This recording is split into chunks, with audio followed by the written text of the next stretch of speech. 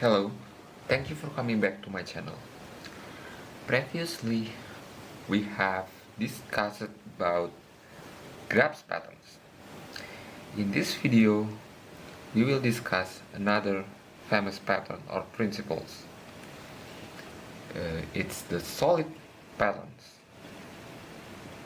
As previously, this beginner level topic, so all you need to have is a bit of knowledge of experience with a language that has an OP feature like Java or C#. So what is SOLID? It's an acronym for 5 Vision Pattern to Improve Software Design. It's the overview of SOLID patterns. The first one is Single Responsibility Principle, Open Close Principle, Least Scope Substitution Principle, Interface Segregation Principle, and the last one is Dependency Inversion Principle. The first principle of SOLID is Single Responsibility Principle, or SRP. It states that a module should only have one reason to change, or a module should be responsible to one and only one user or stakeholder. It means that class should only contain a functionality that evolves at the same time. As we can see in the picture, the first picture shows a class named self-service contains two functions, and they are different according to SRP, and they must be separated. So the correct design is on the second picture. Generating report is very different from processing cells. So it's better that if we separate them. There are a couple of advantage if we do this. So here are the SRP advantage. It's easier to understand because the codes are separated, some very different codes are partitioned into different module or class or components, and it supports reusability because when we refactor those code which are different from the other, there is a reuse potential. We can use those extracted code in other parts of the project or system. And the other advantage is they are more independent, and there is more isolation. That means that they are more encapsulated, just like the encapsulation principle. We can hide some part of the code, like the private variables or something like that, and since they are independent, if they are located in a different deployment unit, we don't need to recompile the other deployment unit if we modify the other. The second principle of SOLID is the OCP, or Open Close Principle. It states that software entities should be open for extension but closed for modification. Yeah, we have seen the picture shown before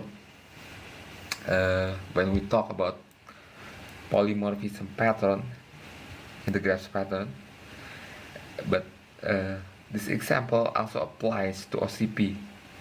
We can see the second design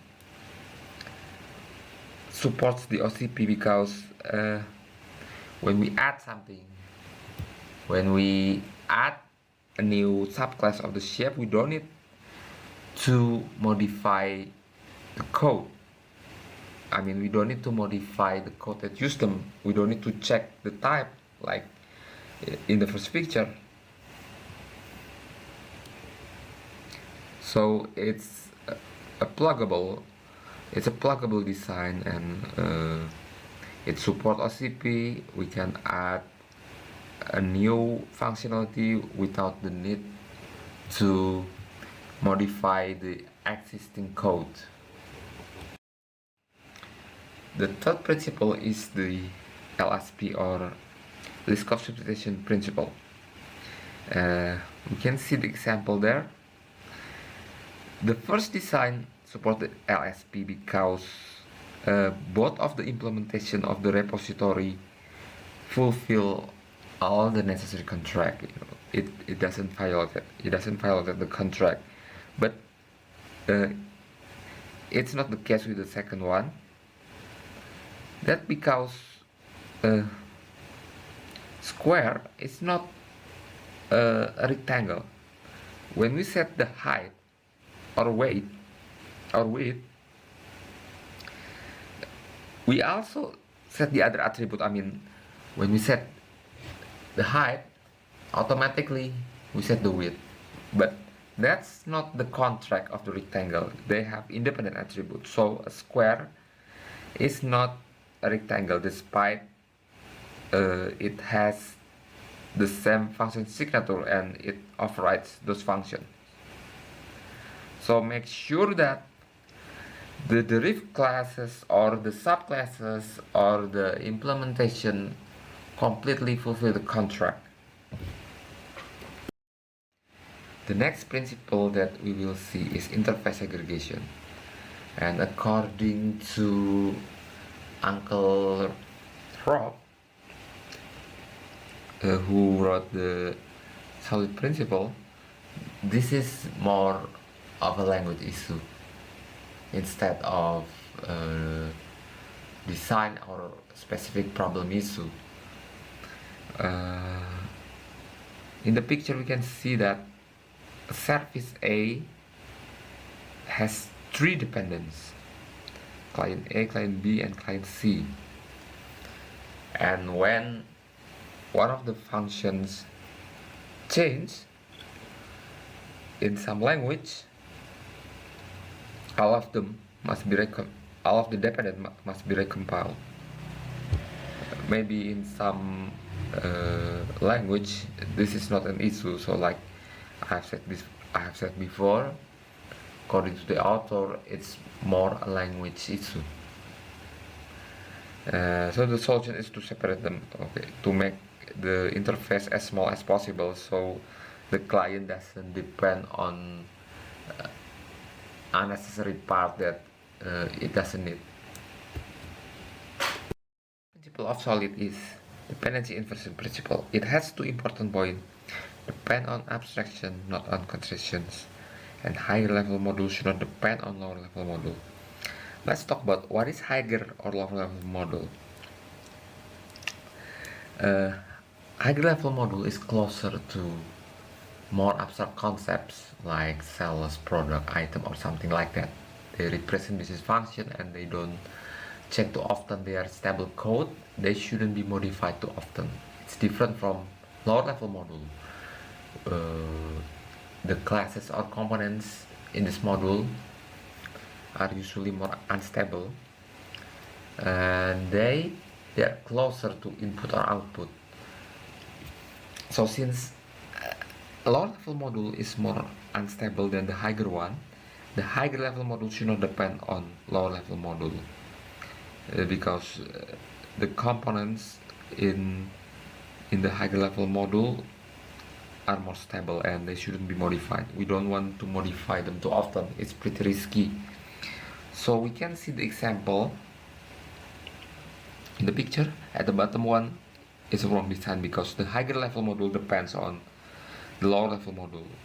So if the sales repository change, the higher level module will be affected. We should change it to the top one. Now the sales repository belongs to the higher level module. So the higher level module doesn't depend on the lower level module anymore. That's what we want, because we know that the lower level module is separated from the higher one and it can change pretty often. It's more unstable, and we don't want to couple the higher level module to the lower level module.